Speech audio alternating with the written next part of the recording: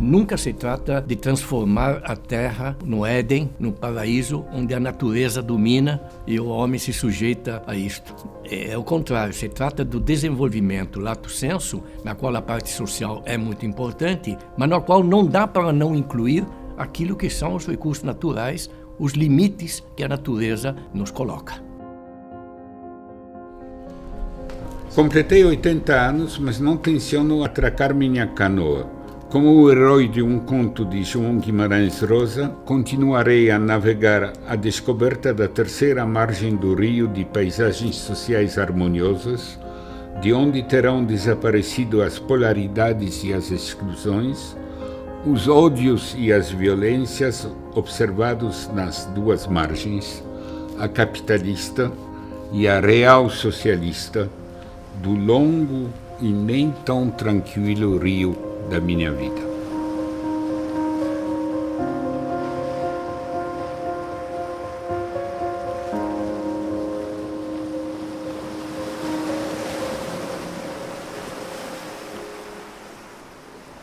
Meu primeiro dia de escola, 7 anos, e eu ouvi católicos à esquerda, protestantes à direita, religião mosaica perto da porta. E minha mãe me empurrou. Eu não conhecia a palavra religião mosaica. A gente é sempre prisioneira de sua biografia, não escapa. Eu tive a sorte de ter nascido num meio razoavelmente até bem rico, ter uma infância extremamente protegida, a não ser por um problema polonês que vocês desconhecem, felizmente, no Brasil, que é o problema de antissemitismo. Foi uma infância feliz e breve, porque em setembro de 1939 a infância acabou. Com o início da guerra, o desmoronamento do único mundo que na época eu conhecia e o fato de nos encontrarmos 17 dias depois do início da guerra, na Romênia.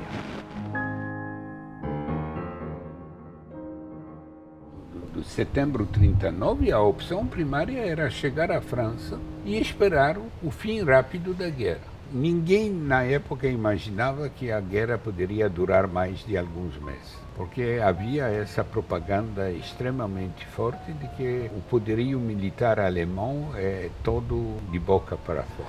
Segue-se um ano na França, a guerra não ata, não desata durante o primeiro ano, temos a linha Maginot, temos a linha Siegfried, temos os dois exércitos se olhando um para o outro, e depois a história se acelera de uma maneira extraordinária, porque os alemães têm a ideia brilhante de entrar na Holanda e na Bélgica e de entrar na França por cima da linha Maginot, que deixa todo esse enorme esforço de construção da inexpugnável fortaleza que é a linha Maginot.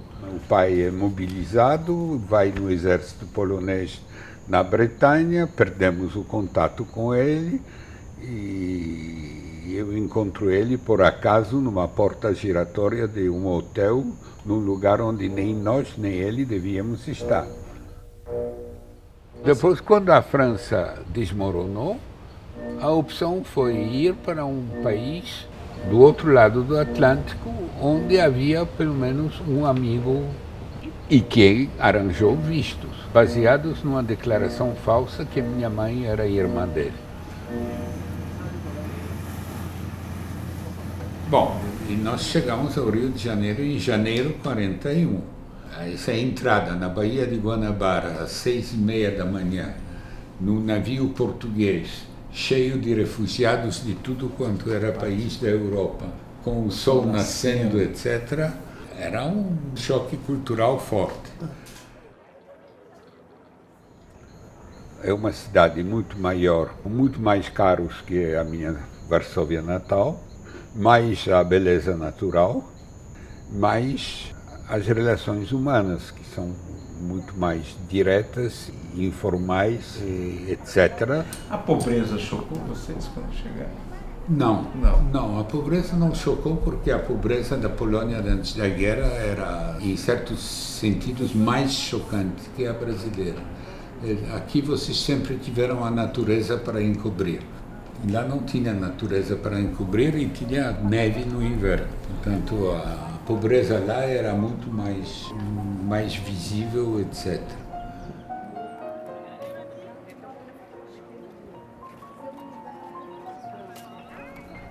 As leis brasileiras, teoricamente, me obrigavam a fazer um exame de admissão para entrar na escola secundária. Fizeram com que meus pais me inscrevessem numa escola francesa, que eu ia perder mais 2 anos com relação à minha idade, etc.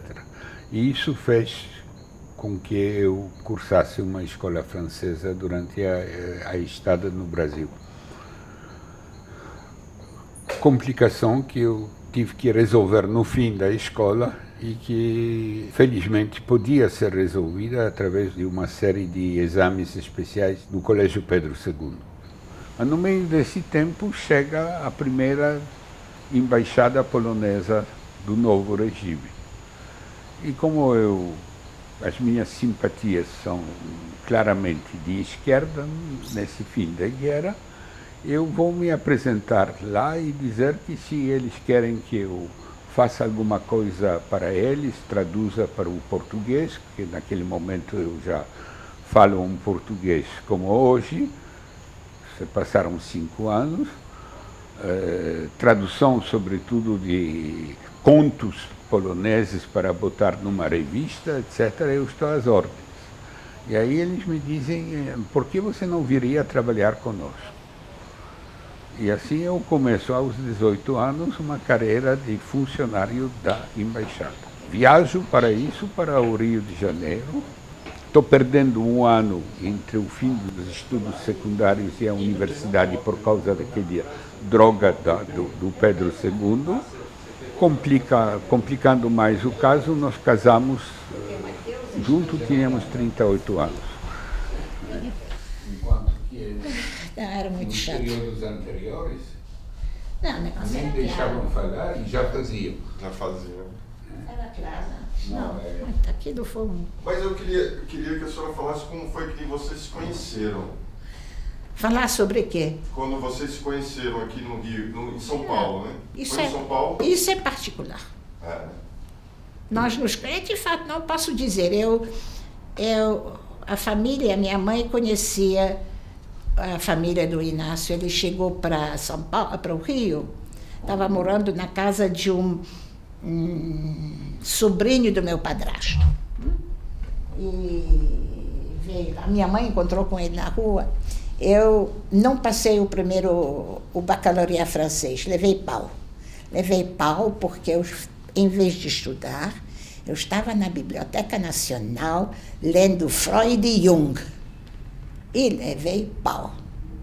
Não sabia nada, então levei pau e ele estava no Rio, minha mãe disse para ele passar, para ele me ensinar, para preparar para o exame. E eu telefonei para minha amiga e disse assim, olha, está aqui um louro de olhos azuis, bonitão, você gosta de louros, eu só gosto de morenos, venha cá e tira ele das minhas patas.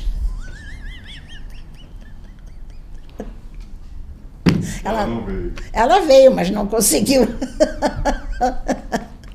Muito engraçado, né? Portanto, eu começo a trabalhar na Embaixada da Polônia, primeiro como tradutor, intérprete, etc. Mas rapidamente o meu chefe de serviço é expulso do Brasil por atividades procomunistas. Então,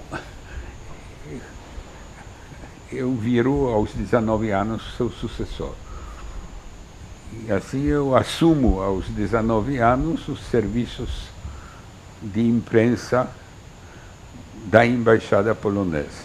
E tive uma vida no Rio de Janeiro extremamente rica. Por quê? Primeiro, era possível cursar a universidade à noite. Portanto, a universidade não atrapalhava o dia. A minha universidade começava às 7 e terminava às 10h30 da noite. Estou num cargo que me dá uma abertura fantástica para relações com os intelectuais brasileiros. O negócio é enfrentar a vida. O negócio é enfrentar a vida. Não existiria vida sem vocês dois juntos. Olha essa deusa maravilhosa. Vocês não estariam. Olha, esse é o Portinari, horrível. Tem uma ideia. E quando o senhor conhece Portinari, professor? No Rio, na embaixada. Na embaixada. Ele era muito legal. Então, eu vejo passar pela nossa alegação a fina flor da intelectualidade brasileira. E aí vem um acontecimento, independentemente da nossa vontade, mas que nos projeta fortemente. 1949 é o centenário de Frederico Chopin. Então, nós nos lançamos numa grande organização do ano Chopin no Brasil. Isso é o ano 49. É o começo da Guerra Fria bem quente.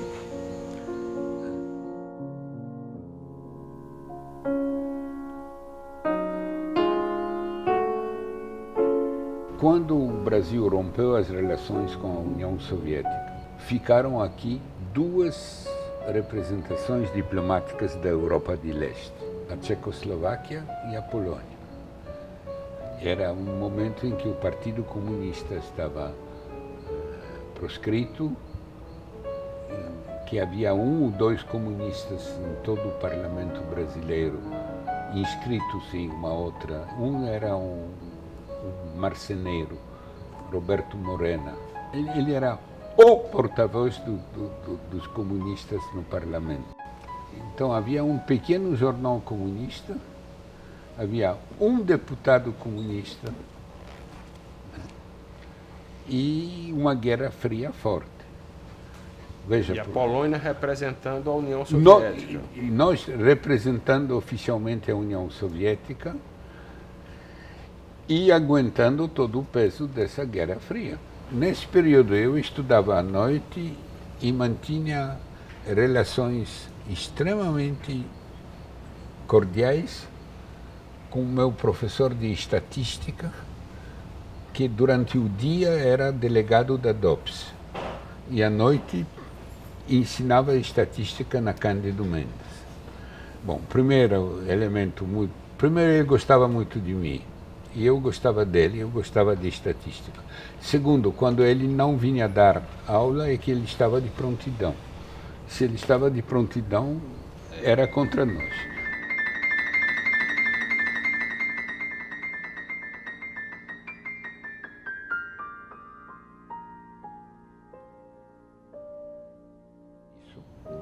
Então houve uma insistência da parte da Polônia, quase que uma obrigação. Não da Polônia. A insistência era da parte brasileira para que a gente... Sim, favorecesse com a ausência do país. A saída. Como, aliás, uma grande parte dos funcionários da embaixada fez. Em maio de 54, nós embarcamos num belíssimo navio italiano no Rio de Janeiro e vamos para a Itália e de lá a Varsóvia. Isso é o fim do nosso período brasileiro. Balanço, fizemos nossos estudos ambos aqui, nasceram 2 filhos. Que balanço mais você faz? Não sei, Inácio, eu tenho dúvidas a esse... Nós, né? Como? Bom, fizemos coisas juntos, mas era principalmente... Muita coisa era ideia tua, que não vingou. Eu não era tão entusiasta dessa ida para a Polônia. Para mim, a Polônia era uma lembrança péssima, tá bom?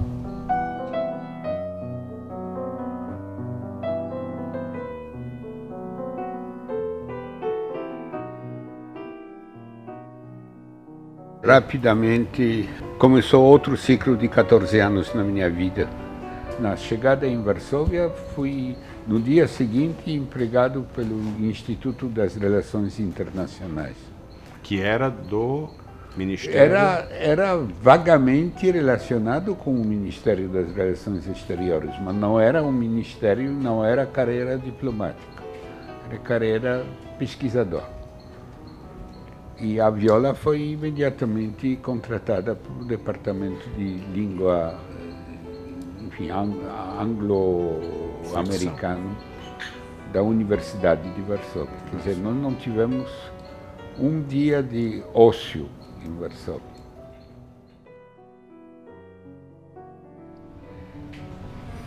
Três anos depois, me propuseram de me juntar à Embaixada da Polônia na Índia, que eu aceitei, que era para mim uma oportunidade única de comparar a minha experiência do Brasil com outro país emergente. Mas condicionei a minha ida à Índia com a permissão de me inscrever em doutorado na Universidade de Delhi, na Delhi School of Economics. E foram anos extremamente ricos de experiência, de contatos. Naquele momento, a Índia desfrutava de um enorme prestígio internacional por causa do seu primeiro-ministro Nehru. E durante a minha estada na Índia, eu vi passar por Nova Delhi não sei quantos chefes de Estado, tanto dos países ocidentais quanto os países do bloco soviético. Delhi, naquele momento, era uma das capitais do mundo.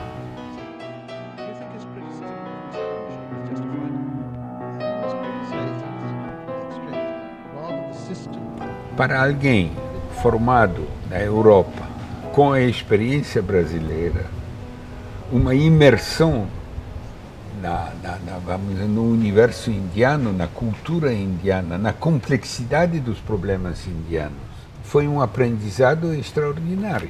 Quando eu olho para trás, eu digo que eu tive essa enorme chance na vida de ter, vamos dizer, conhecido o Brasil e a Índia, com todas as suas diferenças e com algumas semelhanças. E essa dupla imersão, primeiro no Brasil, depois na Índia, foi o que praticamente organizou toda a minha vida intelectual desde aquele tempo.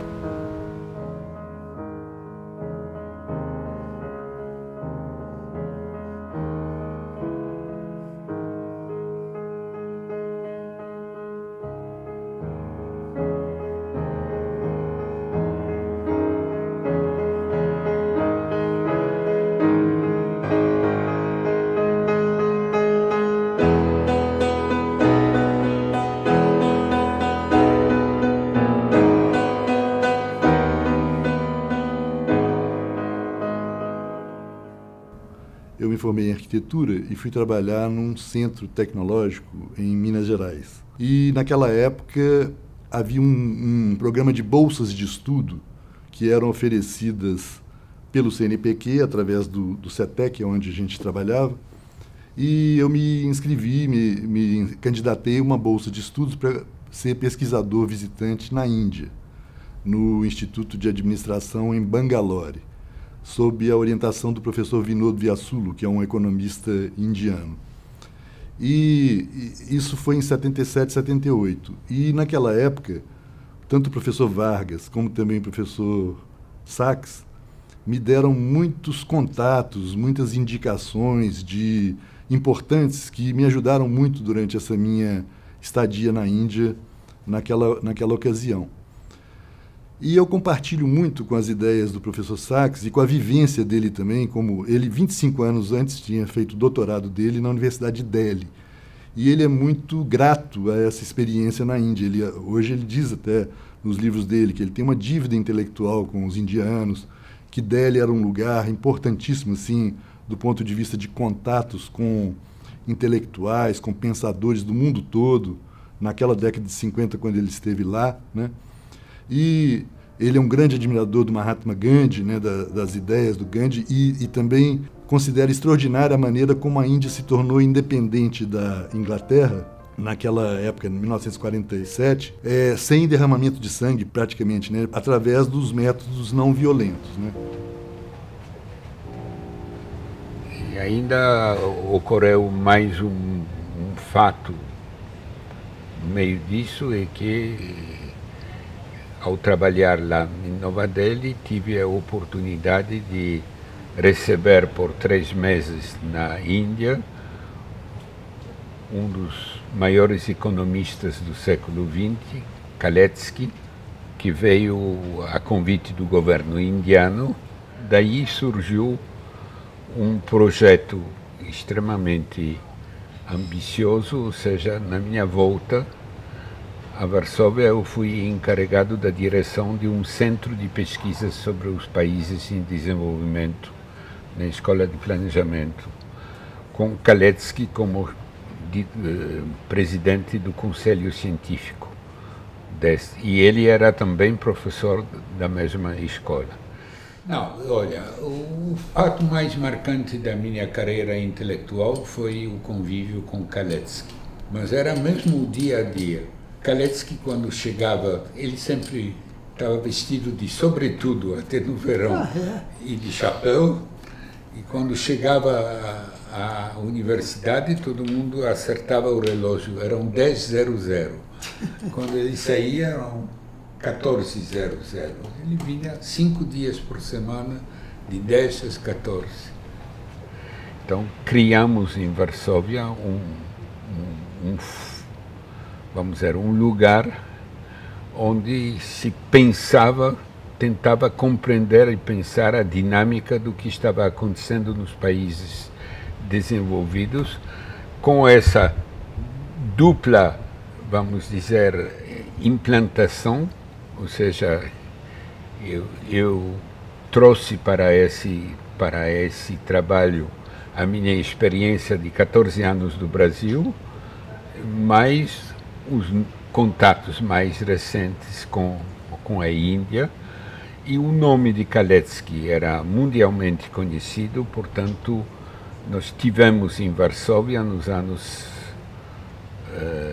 até 67, visitas bastante numerosas de economistas prestigiosos vindos de várias partes do mundo, em especial dos países em desenvolvimento. Portanto, foi um período extremamente proveitoso do ponto de vista de debate, reflexão, estudo. Isso tudo muda drasticamente com a invasão da Tchecoslováquia.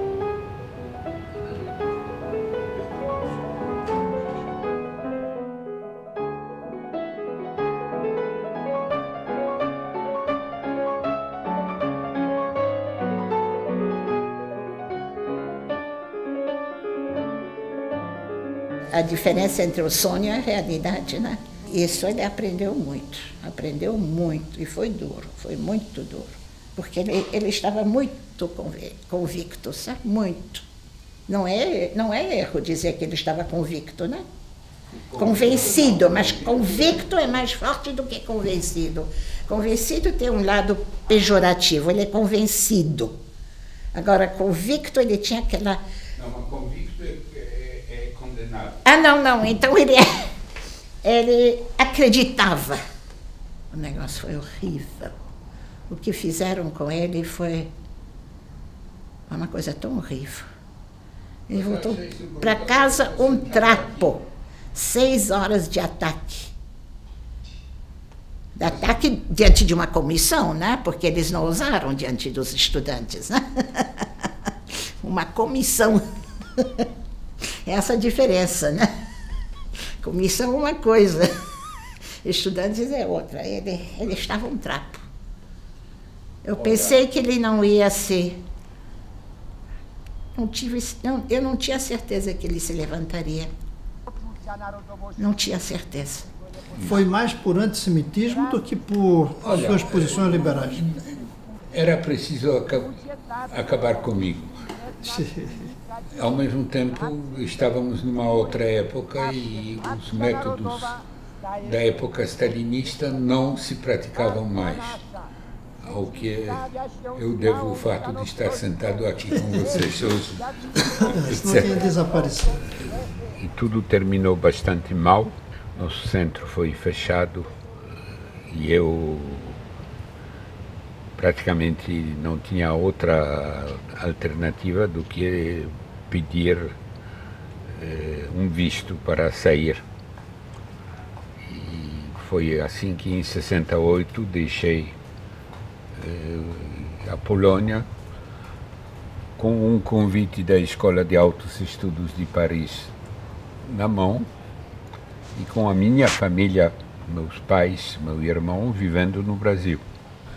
E eu tinha uma razão forte para não escolher o Brasil, é que eu saí daqui e fui trabalhar na Polônia comunista.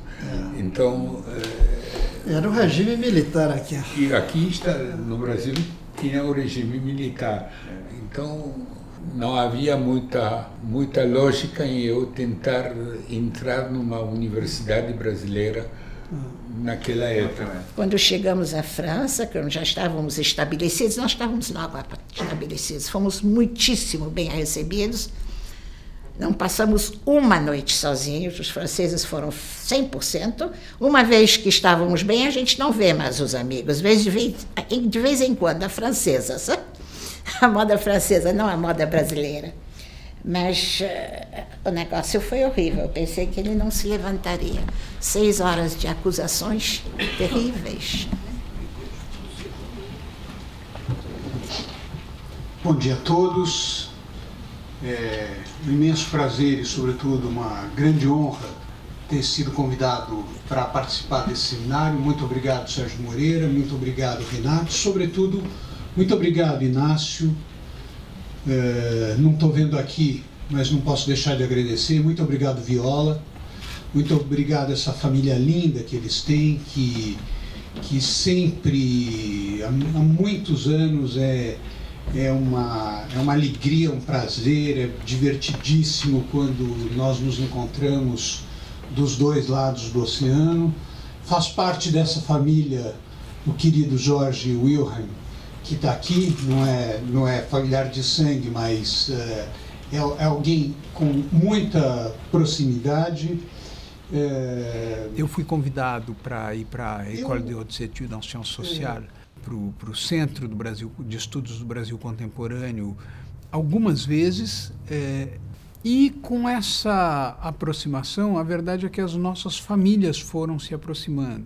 E a casa do Inácio da Viola, em Paris, a partir de um determinado momento, era uma espécie de um centro em que eu tive o privilégio de conhecer várias pessoas, como Celso Furtado, Roberto da Mata, enfim, muitas pessoas importantes no panorama cultural brasileiro e que foram, que estavam nesses jantares que Viola e Inácio faziam. Ele menciona o fato que foi o Jorge Wilhelm, que é um amigo comum, que nos apresentou. Eu não sei se ele está certo na data, porque eu fui para Paris, para Nanterre, em 67.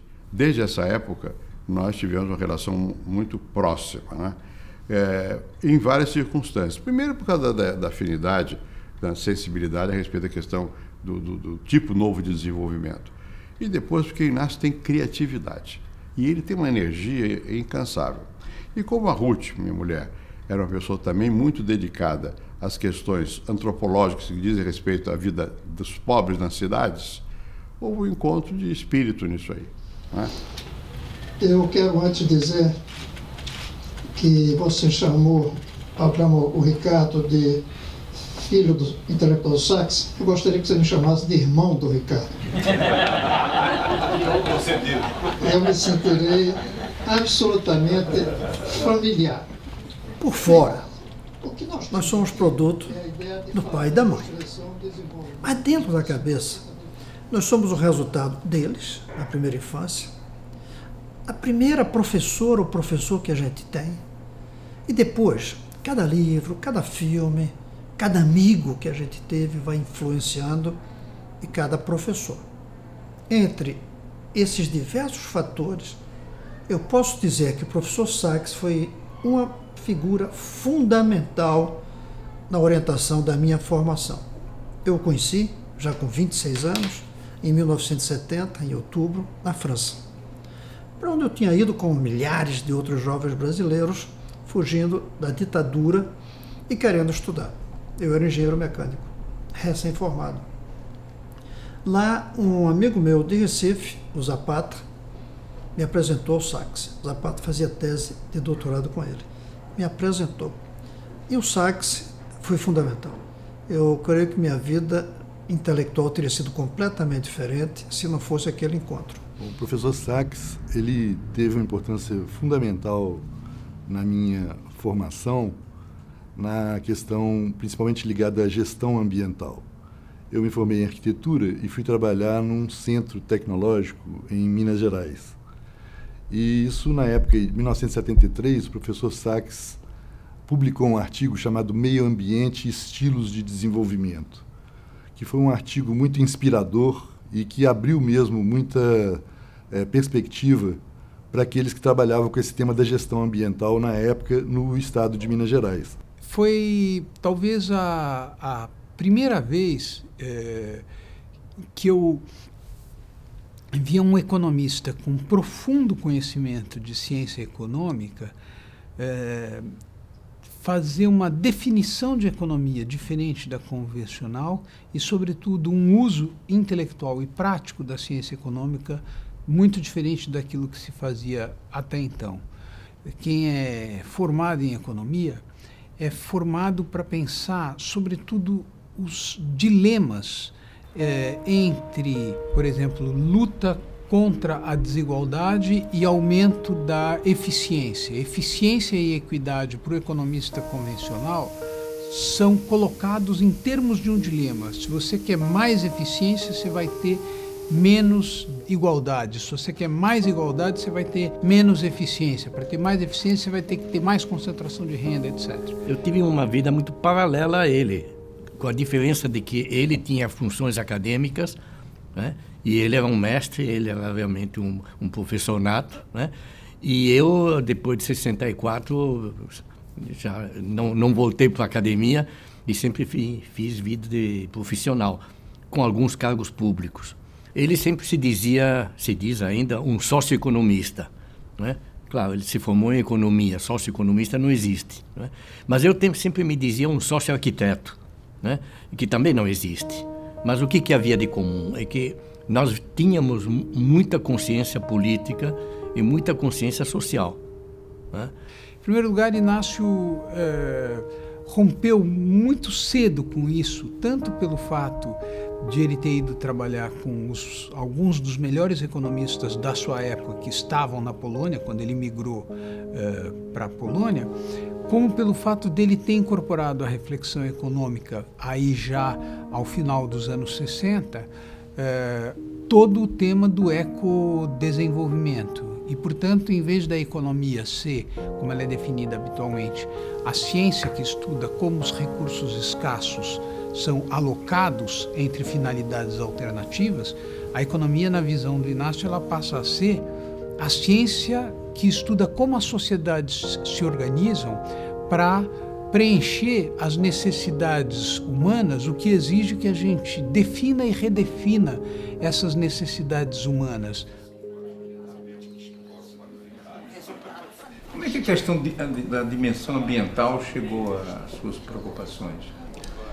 Bom, eu acho que eu passei a perceber esse limite, como todos os da minha geração, pela força dos acontecimentos e pela maneira como começamos a redefinir as estratégias de desenvolvimento. Eu diria que provavelmente a data limite foi a Conferência de Estocolmo, 72.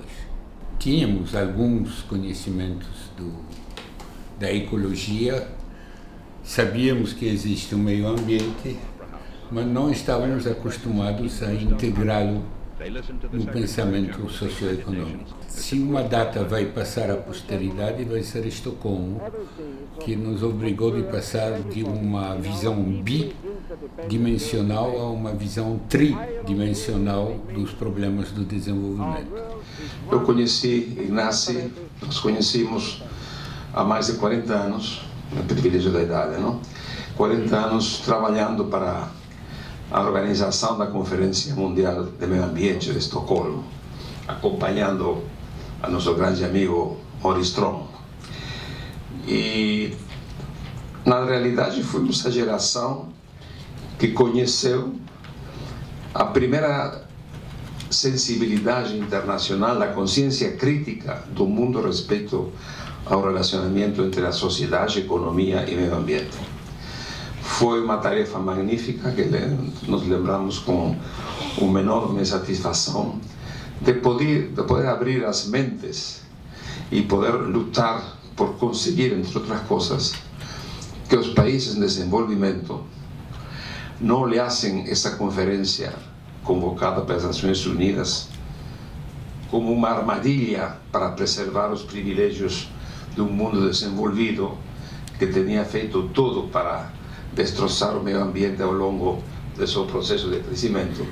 E, portanto, ganhar a confiança a partir da humanização do conceito foi, quizás, um dos grandes objetivos que conseguimos, mais ou menos, estruturar em contato com um grupo de pessoas que nos comprometimos com essa tarefa que foi verdadeiramente estupenda. As pessoas começaram a perceber que havia que tomar cuidado, porque também o processo de industrialização ele pode levar à destruição de recursos naturais de uma maneira irreversível. E pior, os padrões de consumo podem assumir tal proporção que seja inviável uma distribuição mais equitativa dos bens produzidos socialmente. Ora, aí passou a criar uma ideia de que uma coisa é crescimento econômico, outra coisa é o meio ambiente. Não está certo. Daí vem a noção de sustentabilidade. Será possível haver uma forma de desenvolvimento, não só industrial, mas do crescimento da economia como um todo, e ao mesmo tempo respeitar os limites da natureza e criar um estilo de vida no qual o consumo não seja disruptivo? Esse é o grande debate. Então, uma das conquistas do debate sobre o desenvolvimento dos anos 70 para cá foi a inclusão do terceiro P do tripé. Deixou de ser apenas social e econômico e virou social, ambiental e econômico. E uma das propostas semânticas foi de chamar isso de ecodesenvolvimento, ou seja, de um desenvolvimento ecologicamente sustentável. O conceito de ecodesenvolvimento, que na época se chamou assim, já desde a conferência de 72 de Estocolmo, que hoje em dia todo mundo chama de desenvolvimento sustentável, né? Esse conceito, digamos, quer dizer, talvez, eu acho que Sachs foi o primeiro que deu, como é que eu posso dizer, ele deu o conteúdo da coisa, ele talvez não tenha dado a palavra, mas ele deu o conteúdo. Primeiro, a compreensão de que o processo de desenvolvimento precisa levar em conta as chamadas externalidades negativas, ou seja, os efeitos negativos sobre destruição de recursos naturais, destruição de patrimônio genético, produzidos por processos não sustentáveis de desenvolvimento. Ele é responsável por uma geração. Mais uma vez, como disse Ignacy Sachs, se ele não é o inventor do termo de desenvolvimento sustentável, ele foi quem mais fertilizou esse tema e foi pioneiro e sempre esteve à frente do seu tempo. Os objetivos do desenvolvimento são sociais, antes de mais nada, e existe uma condicionalidade ecológica, ambiental. Eu, em alguns cargos públicos que eu tive em São Paulo, me preocupei e aproveitei, digamos, os pensamentos dele para poder mostrar que o problema ambiental não é um problema isolado. E isso deu certo quando nós falamos de desenvolvimento humano. não era questão só de preservar a natureza, era de preservar a natureza para vencer a pobreza, a desigualdade. E foi aí que então, quando começamos a falar de desenvolvimento humano, que começou a ser aceita a conferência para os países em via de desenvolvimento. O tema do crescimento até hoje tem sido colocado de uma maneira invertida. A pergunta não é quanto nós devemos crescer, a pergunta é como a gente faz para atender às necessidades básicas e ampliar as liberdades substantivas dos seres humanos, o que significa, como que você faz para que todo mundo tenha saúde de qualidade, educação de qualidade, saneamento básico de qualidade, mobilidade de qualidade, alimentação de qualidade, e em função disso o crescimento é uma decorrência, uma consequência. E não como raciocina a esmagadora maioria da ciência econômica, que é estabelecer uma meta para o crescimento, independentemente das reais utilidades daquilo que está se oferecendo para a sociedade. Temos como ponto de partida a ideia que o desenvolvimento deve ser ambientalmente sustentável, ou seja, não consiste em deixar, depois da nossa passagem, 1, 2, 3 gerações, um deserto, mas ele deve ser também socialmente includente, ou seja, não fazer do aproveitamento das riquezas naturais objeto de uma luta entre os bípedes que somos, de maneira a privilegiar uns poucos, marginalizando ou jogando na pobreza os demais. Desenvolvimento no sentido de ter um espaço de modernidade, grandes indústrias modernas, um espaço para a criação de uma agricultura capaz de alimentar e criar fotossíntese de energia, e terceiro, um desenvolvimento com emprego decente para todo mundo. São as 3 dimensões do pensamento de Ignacio. O nosso problema é como definir os objetivos, como assegurar a viabilidade econômica dos objetivos que queremos alcançar, sem nos descuidar dessa terceira dimensão, de que se os impactos ambientais forem bem negativos, corremos o risco de prejudicar a possibilidade de continuar o processo no futuro. E aí eu acho que é muito interessante, muito marcante também na carreira dele, nas contribuições que ele sempre deu, de entender que os países mais desenvolvidos, muito comprometidos com o padrão atual de produção, consumo e descarte em massa, e de bens e serviços intensivos em materiais e energia, teriam muita resistência, natural, né, a querer mudar esse padrão, onde eles são líderes. Então ele buscava nos países menos desenvolvidos a maior riqueza de criatividade, de alternativas possíveis a novos padrões. Historicamente, o desenvolvimento começou nos países de clima temperado, e boa parte daquilo que se fez nos trópicos foi a reprodução daquilo que veio dos países de clima temperado. Nós precisamos, com certa urgência, mudar esta atitude, invertendo um pouco a lógica. Isso se fará cada vez mais através do aporte autônomo da ciência e tecnologia dos países tropicais. Vocês são os abre-alas. Vocês são os abre-alas do, vamos dizer, do conjunto dos países em desenvolvimento, que devem certamente trabalhar para uma total independência intelectual com relação à velha Europa.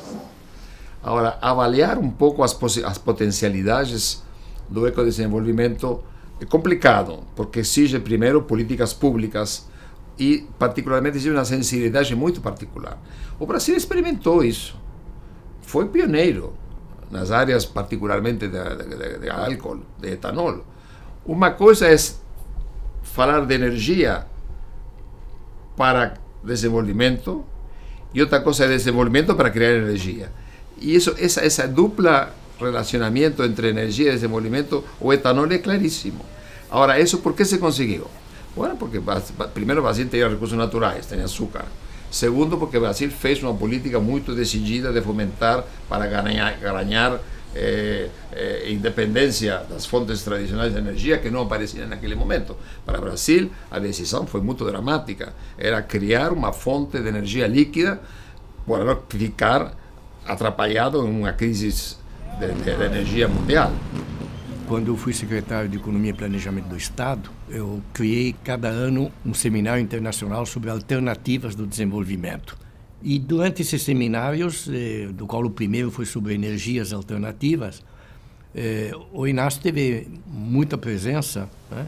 E foi muito importante.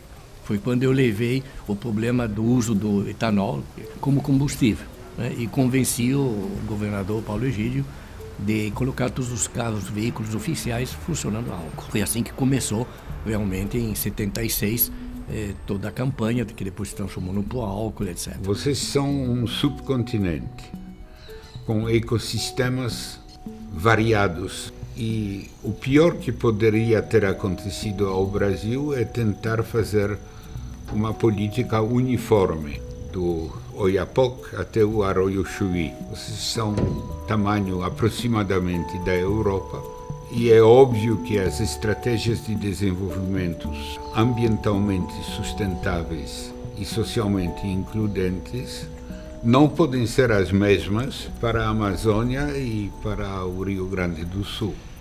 Mais ou menos por volta de 1998, eu estava na Secretaria Executiva do Ministério do Meio Ambiente. E quando cheguei lá na Secretaria Executiva, onde eu passei um curto período, eu vinha conhecer o Sachs fisicamente. Numa ocasião inesquecível, porque era a abertura de um seminário sobre a Amazônia Legal. Nós tínhamos dentro do Ministério do Meio Ambiente, chamava-se Ministério do Meio Ambiente e Amazônia Legal, nós tínhamos um programa financiado pelo PPG7, que eram os 7 maiores países do mundo, voltado para o desenvolvimento sustentável da Amazônia. Este é um dos maiores desafios que ainda espera a humanidade, que devemos, obviamente, rejeitar a solução fácil. Vamos fazer disso um patrimônio da humanidade. Botamos 10 mil soldados para que ninguém entre, ninguém saia e fica o patrimônio natural.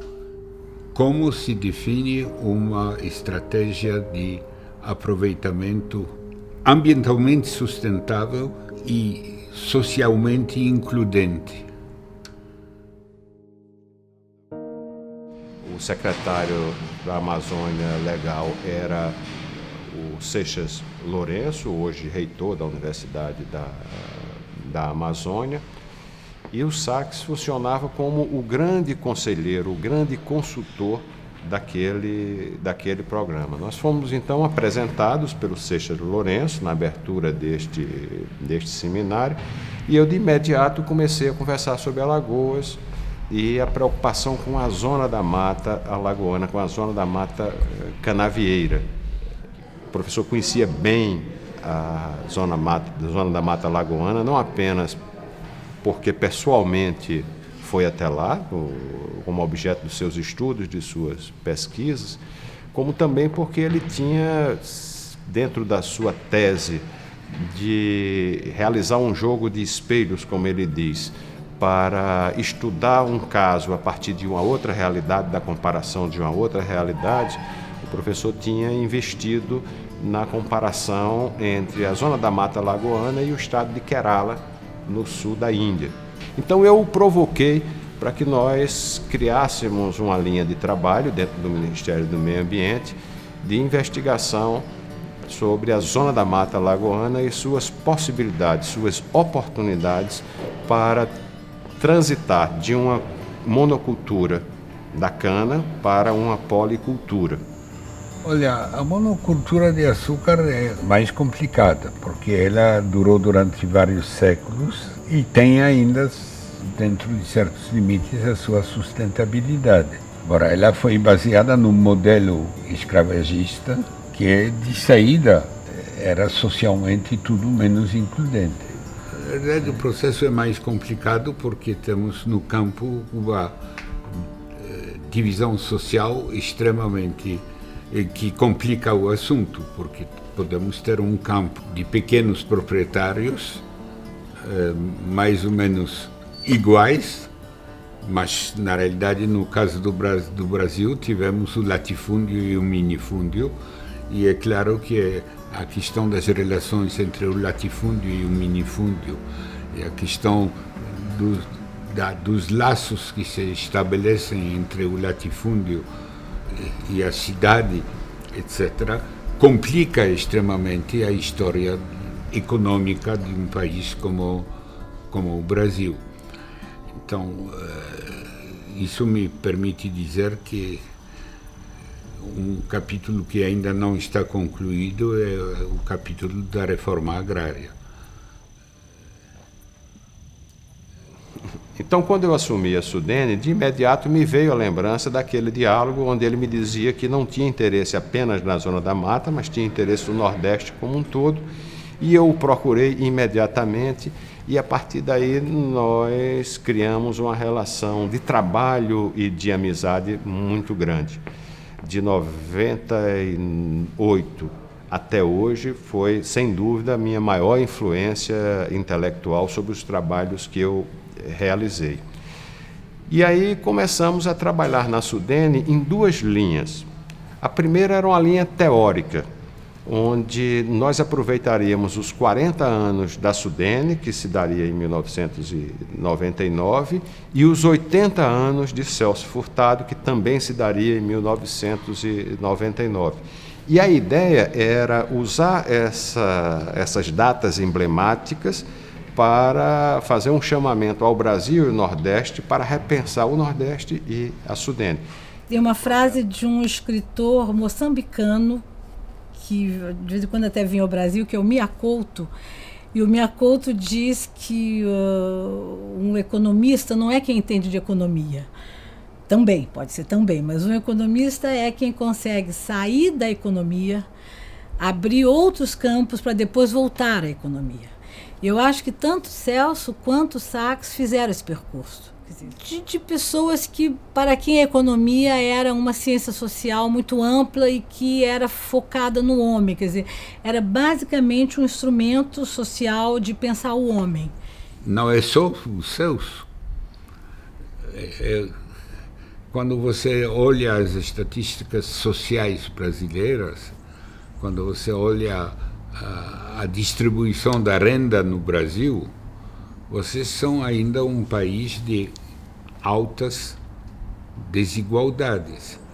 E é óbvio que o processo de desenvolvimento deve reduzir essas desigualdades e que nós temos que, na medida do possível, imaginar estratégias de desenvolvimento que permitem um crescimento mais rápido para aqueles que estão embaixo da pirâmide social, limitando, para tanto, o crescimento dos que estão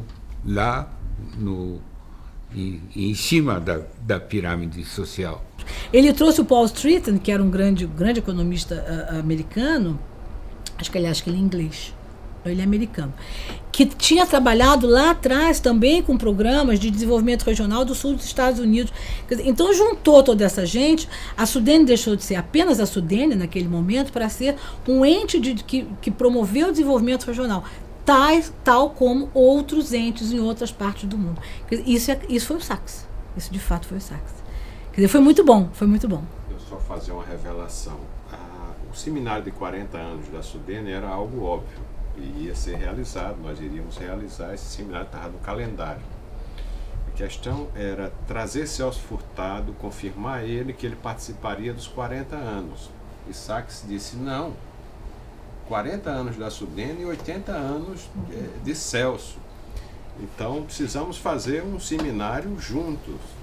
E aí quem vai colocar o guiso no gato? Quem consegue convencer Celso Furtado aí na Sudene e juntar os seus 80 anos com 40 anos? Então, a ideia,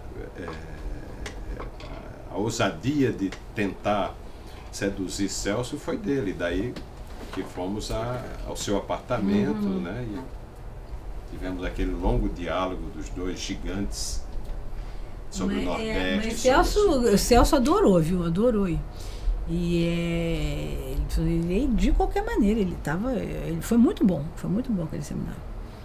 Eu acho que sempre houve isso, quer dizer, mas realmente da parte de Sachs, sempre movido, eu falei a palavra generosidade, eu acho que pode parecer uma coisa um pouco piegas, mas não é. É no sentido realmente a gente fala generosidade, eu acho que a palavra não é bem essa, quer dizer, é no sentido mais autêntico do intelectual que se interessa de fato em ter um diálogo, quer dizer, porque o que a gente vê muitas vezes na área acadêmica é que cada um fala, são vários monólogos, digamos assim. E este é o seminário que teve lá, daqui, seminário organizado pelo Sachs, esse aqui, é um seminário grande, olha aqui, teve um monte de gente, olha. E vi quantas vezes estavam juntos, né? Não só juntos fisicamente, juntos de espírito, né? Porque o Celso também é uma pessoa dessa diferente, não é estilo diferente do estilo do Inácio, é menos latino, na verdade, o Celso, do que o Inácio, é menos tropical, menos expansivo, mas o pensamento é semelhante. Quer dizer, ele sabe que o crescimento em si mesmo não resolve as coisas. O crescer o PIB, isso é uma coisa abstrata, é bom para quem está no governo contar farol, contar garganta, dizer que cresceu o PIB. E o povo, como é que está? Né? Houve ou não houve distribuição de renda? Muitas vezes, num nível de crescimento mais baixo, você obtém resultados melhores do que num crescimento muito grande, em que a separação entre as classes aumenta. Então, essa que é uma ideia, eu quase que diria sociológica, que humana, que os dois abraçaram.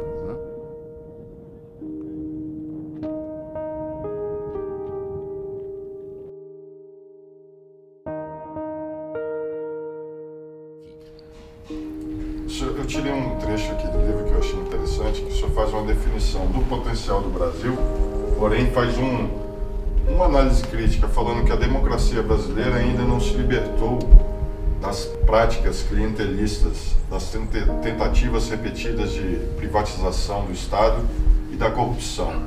Os benefícios do crescimento e da modernização econômica são confiscados por uma elite estreita.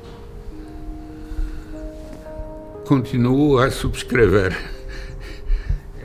É simplesmente eu constato a realidade. Ou seja, vocês têm um enorme desafio para que o processo político brasileiro, que felizmente está hoje pautado no modelo democrático, permita reduzir essas diferenças herdadas do passado e coloque no centro das preocupações políticas sociais voltadas para esta questão da redução das disparidades de nível de renda, de vida e de estilos de vida que ainda caracterizam a realidade brasileira.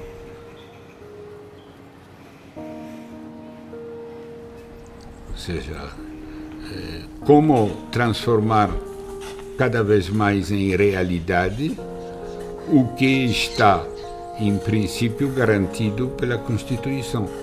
E aí vocês têm ainda bastante chão para percorrer. Difícil dizer que tipo de reformas políticas, de reformas até institucionais, vão ainda aparecer nos capítulos futuros da história brasileira. Ainda muita gente acha que no Brasil o que atrapalha é a regulamentação. Muita burocracia, precisa tirar muita licença, eu não consigo fazer nada, eu não posso... Bom, tá bem, pode ser que haja burocracia que tenha que melhorar, mas que tem que haver regulação, tem. Você não pode deixar que as pessoas construam barragens para segurar a água e sem prestar atenção nas consequências disso.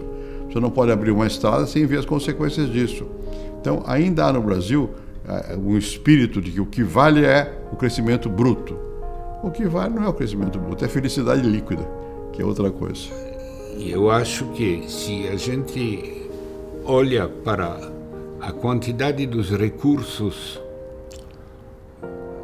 ainda não explorados, se a gente olha para a margem do progresso que o nível atual da ciência e tecnologia permite propor na utilização dos recursos já identificados, vocês continuam a ser o país do futuro, parafraseando o livro de Stefan Zweig. Só que eu costumo brincar que o Stefan Zweig escreveu o Brasil, país do futuro, e suicidou-se. Eu acho que não há razão para suicídio, ainda menos para suicídio coletivo.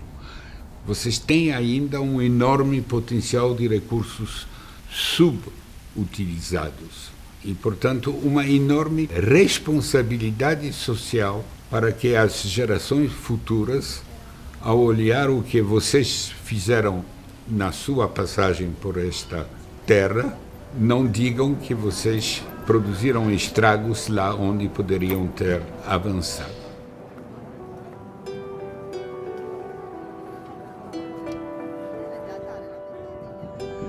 Então, contrato social como fundamento do planejamento de desenvolvimento de longo prazo, poderíamos pensar seriamente num primeiro período de 15 anos para ajustar as coisas, vamos dizer, até de 2016 a 2030, e por que não lançar a ideia ambiciosa, mas a meu ver factível, de um plano mundial de 20 anos, de 2031 a 2050.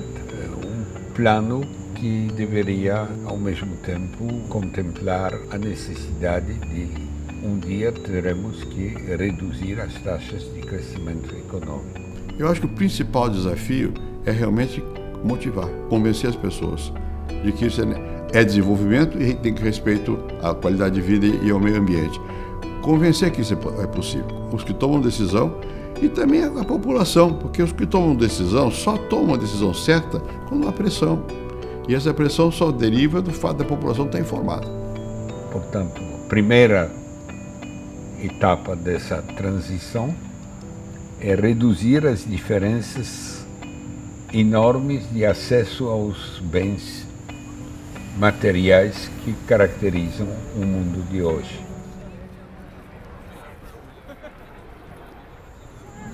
É impossível fazer isso deixando cada país trabalhar por si mesmo. Temos que ter uma política mundial. Primeiro, os que estão lá em cima da pirâmide social deveriam estar ajudando os que estão lá embaixo. Portanto, precisamos de um fundo de desenvolvimento internacional financiado pelo menos por 1% do PIB dos países ricos. E uma vez esse primeiro objetivo razoavelmente atendido, podemos pensar no futuro mais longínquo, onde as taxas de crescimento material se reduzem, o que significa que o tempo que a gente dedica ao trabalho produtivo vai se reduzindo e abre-se uma maior perspectiva para o aproveitamento do tempo de sociedade para as atividades lúdicas, culturais, etc, etc. Esse é o futuro desejável, mas um futuro não só desejável, mas um futuro possível para a humanidade. Nós temos que aprender a autolimitar o nosso apetite. Trata-se de definir de uma maneira razoável qual é a quantidade de bens materiais que é suficiente para assegurar uma vida feliz a cada um dos habitantes, navegantes da nave espacial Terra. Essa é a grande pergunta. É válido qualquer tipo de consumo, ainda o consumo que é capaz de destruir a natureza, de criar problemas para as futuras gerações? É qualquer tipo de consumo que podemos aceitar ou temos que ter alguma coisa um pouco mais racional com respeito ao consumismo? Será que temos que pensar em maiores serviços para a sociedade, melhores condições da vida nas cidades, melhores condições de tratar as pessoas, os maiores, as pessoas, os idosos? É decir, será que temos que aceitar qualquer consumo, incluindo o armamentismo, para movilizar a economia? Ou será que podemos pensar em um consumo de base social que seja mais justo, mais socialmente orientado?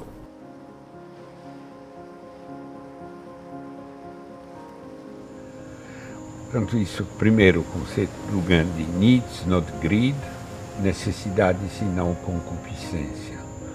O segundo conceito pertence a um dominicano. Eu vou citar um dominicano francês que andou bastante pelo Brasil, cujo nome é Lebret, L-E-B-R-E-T. Ele formulou o conceito da civilização do ser na partilha equitativa do ter. Se a gente conseguir uma partilha equitativa dos bens materiais, assegurando a todos um nível razoável de consumo e prosperidade, a ênfase passa da produção desses bens para o aproveitamento do tempo que sobra depois da produção desses bens. Então isso deixa de ser a civilização do ter e passa a ser a civilização do ser.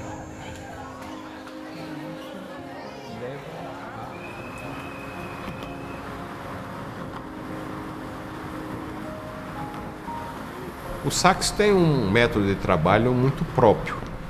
Primeiro, ele ocupa o dia inteiro.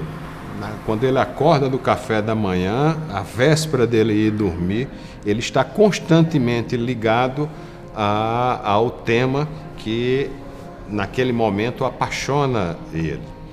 E ele o faz com muita obsessão, mas também faz com muita leveza e muito bom humor. O Sachs tem uma característica pessoal que ele junta, de um lado, uma provocação instigadora, um questionamento, onde ele faz perguntas que são mais importantes do que as respostas, né? E levanta dúvidas para os quais você não tinha atentado. Mas existe também um Sachs muito bem humorado que sabe tensionar e divertir. O quanto disso é ciência, o quanto disso é intuição, o quanto disso é arte, não é uma ciência exata. Eu aprendi com Sachs de que o atraso é uma grande oportunidade. Quanto mais atrasado, mais fácil o diagnóstico e mais fácil a atuação e mais rápidos serão as respostas. O Sachs é, de certa forma, alguém que esteve à frente do seu tempo e criou conceitos que 30, 40, 50 anos depois estão sendo aplicados. Mas tampouco é, vamos dizer, o arbítrio, o livre arbítrio do homem. Ou seja, essa é a grande dificuldade do debate sobre o desenvolvimento. Não podemos forçar o mesmo modelo em cima de todos. Temos que reconhecer as diferenças. Não podemos tampouco dizer que cada caso é um caso e não existem nenhumas regularidades, nenhumas regras, etc. Ou seja, precisamos de tipologias, porque se não há nenhuma regularidade, cada caso é um caso e a única coisa que nos fica é fazer a crônica do passado. Ele tem um método também de não se resignar a ficar nos auditórios e nos gabinetes. Sachs, no Sebrae, ele percorreu o Brasil inteiro. Não me lembro de um único estado onde o Sachs não tenha trabalhado. O Sachs me levou ao Amapá, me levou lá na reserva de Jari para um projeto de apoio aos dendezeiros. Aqui, esse método saxiano, né, ele é muito particular, muito próprio da sua personalidade, que é uma personalidade aberta, generosa, democrática, humilde, porque sabe ouvir, né, sabe aprender com aqueles de onde menos se espera, né, e formar ideia a partir de um conhecimento mais amplo da realidade e não a partir de um pensador em Paris que pensa aquela localidade. Às vezes o Sachs chegava ao Brasil, uma das primeiras pessoas para quem ele ligava era Celso, e aí o Sachs dizia, bom, no dia 4 eu estou em Alagoas, no dia 7 eu estou no Maranhão, no dia 8 eu estou em São Paulo, depois no dia 14 eu estou na Bahia. Enfim, era uma agenda absolutamente de um jovem. Isso ele já tinha 70, 80 anos, aquela agenda de um jovem. E o Celso dizia, Sachs, eu fico cansado só de ouvir você contar a sua agenda, só de ouvir você dizer a sua agenda. Mas enfim, isso é uma anedota. Os desafios continuam. Importante é não perder a lucidez. E é nisso que o Inácio Sachs é bom. Ele não perde a lucidez. Ele sempre vê o global, né, no mundo todo e depois traz para a situação local, né, e ele não vê fronteiras entre as diversas disciplinas. Né. Nisso é mais uma coisa na qual nós combinamos muito. Né.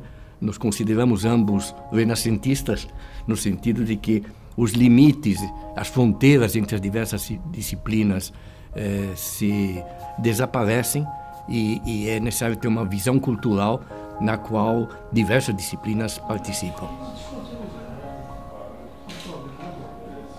Muito bem. Vocês não pegaram ele também? Bem, o que nós temos aqui é a ideia de falar de industrialização, desenvolvimento, inovação para a sustentabilidade. Mas, na verdade, a gente está aqui para homenagear o Sachs. Eu gosto de me prender aos temas, mas eu gosto de me prender ainda mais ao propósito. O propósito é homenagem, mas eu vou tentar, de vez em quando, falar também do tema. Eu quero falar da contribuição do Sachs nessas áreas aqui. E a contribuição intelectual, ela só tem dois tipos, a filosófica e a comportamental. Nós só somos influenciados de duas maneiras. Quem nos ajuda a ver o mundo e quem nos ajuda a agir no mundo. Ver o mundo é uma questão de filosofia que nos passa. Você vai ver que eu não sou a única a dizer, pelo contrário, acho que tem uma unanimidade em dizer que Sachs é das pessoas mais generosas, e é muito raro isso, quer dizer, se encontrar um intelectual generoso, um acadêmico generoso. A gente sabe que o mundo acadêmico é um mundo competitivo, é um mundo complicado. Agora, se existe uma pessoa de uma imensa generosidade, é o Inácio Sachs. Realmente é fantástico, é fora de sério. Eu nem sei se existe ou se ainda se faz um acadêmico como Sachs hoje em dia. É fora de série, quer dizer. Sachs poderia ter ficado a sua vida inteira num confortável gabinete de um prédio das Organizações das Nações Unidas, de um banco de desenvolvimento, de uma instituição de pesquisa, e com certeza ele seria líder de uma instituição como essa. Mas ele, de uma forma incomum, ele não se acomodou e ele foi a campo. O Sachs, ele junta a teoria com a prática, e nesse sentido, ele é um intelectual ativista.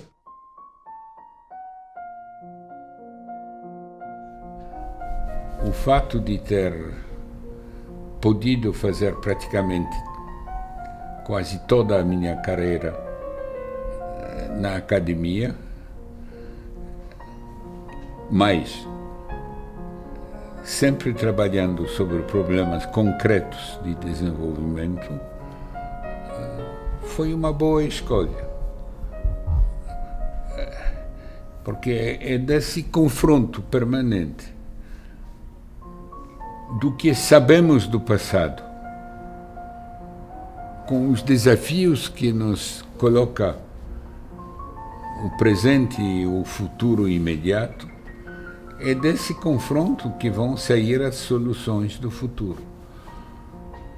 E quanto melhor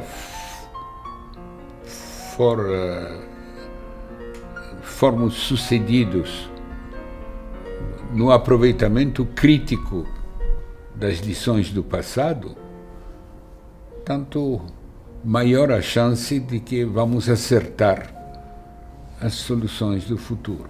E eu também acho que o século XXI está colocando problemas novos, né? Para os quais a inteligência, a perspicácia do Inácio também seria muito útil que ele se debruçasse, como ele se tem debruçado, mas que haja tempo ainda para ele produzir com mais lucidez ideias pioneiras. Que você vai percebendo que o tempo é curto, mas que você tem que dar um combate, e é o bom combate, né? E é um combate de pensador, é um combate de filósofo. Quer dizer, o que é um filósofo? Por que a gente chama um Sócrates de filósofo? Quer dizer, é porque ele quis entender a sua época. Toda a minha, vamos dizer, produção intelectual ao redor dos problemas do subdesenvolvimento, desenvolvimento, planejamento, se construiu toda ela em cima dessa comparação desse tripé: a Polônia de antes da guerra, o Brasil descoberto por um jovem de 12 anos, e onde me diplomei, e depois o Brasil comparado com a Índia. O realismo é mágico, porque na verdade com todas as peripécias que ele teve com a família para sair do inferno da guerra, todo aquele período pré-guerra dos anos 30, que era terrível, chegar a Brasil depois, uma odisseia impressionante, depois voltar para a Polônia e para construir o socialismo real, ele foi atraído muito por a Polônia para viver aquela experiência, foi muito decepcionado, claramente, saiu com antissemitismo, conheceu a Índia e depois finalmente se fincou em Paris.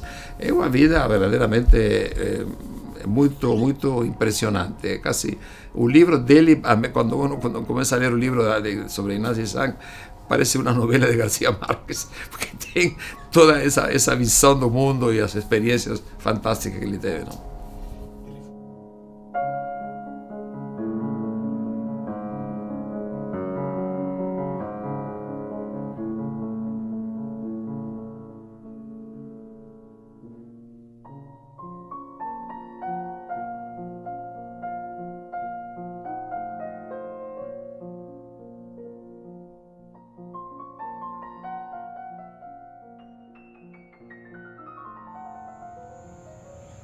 Ótimo. Está ótimo, professor. Muito bom. Finalizou? Muito bem. Bem, só queria fazer uma pergunta aqui em off. Okay. Se a gente fosse fazer esse documentário que a gente está fazendo, qual a imagem que o senhor acha que deveria encerrar ele, o filme?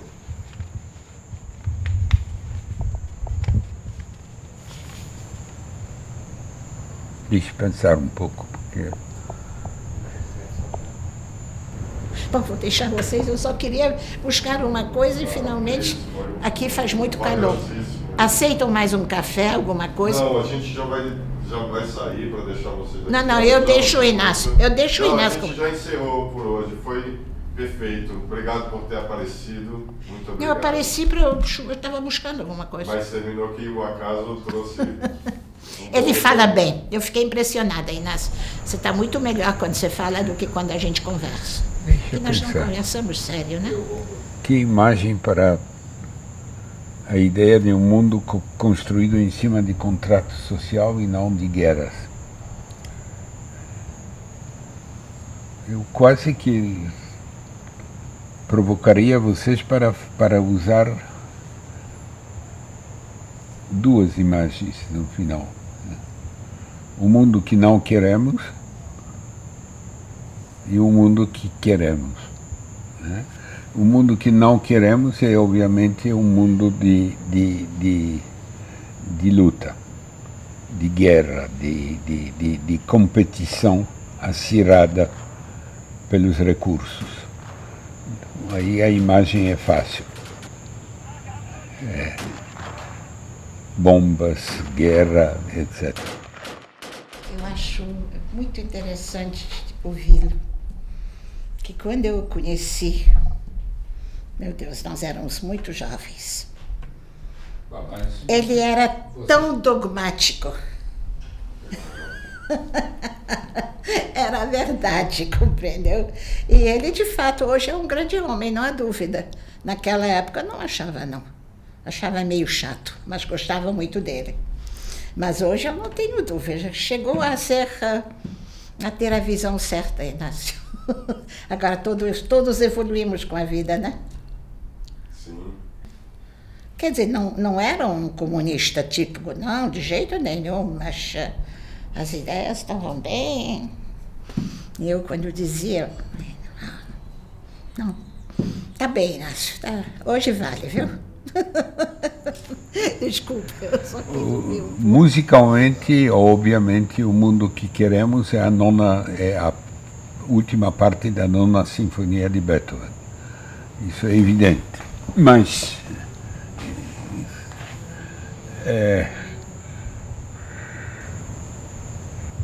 que imagem que poderia dar aquele Homo Ludens que não seja uma imagem caricata, não é? Do corre, brinca. Então, eu usaria alguma imagem de crianças ou jovens dando-se a mão, coisa. Enfim, a ideia é essa: não permitir que o futuro seja visto unicamente em termos de uma luta por bens econômicos. Você resolveu os problemas econômicos de todos porque todos aceitaram certas limitações. Você não tem mais aquelas chaminés de uns poucos que estão lá em cima e de outros que estão lá embaixo. Você falou das imagens. Vocês viram o filme de Walt Disney que se chamava Fantasia? Você se lembra do fim da fantasia? O fim da fantasia é a Nona Sinfonia de Beethoven.